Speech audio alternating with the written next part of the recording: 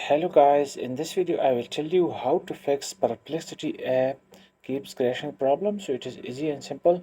So please watch the videos. Let's get started.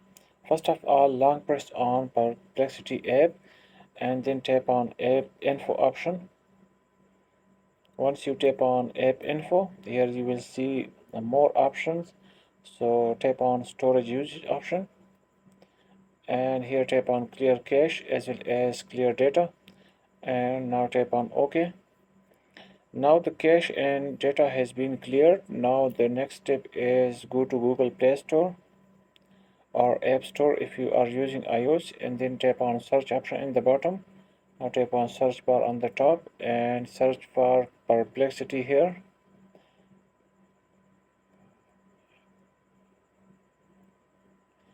And here you will see update button option. So simply update this app to the latest version. This will fix the issue. So hope this will help you. Thanks.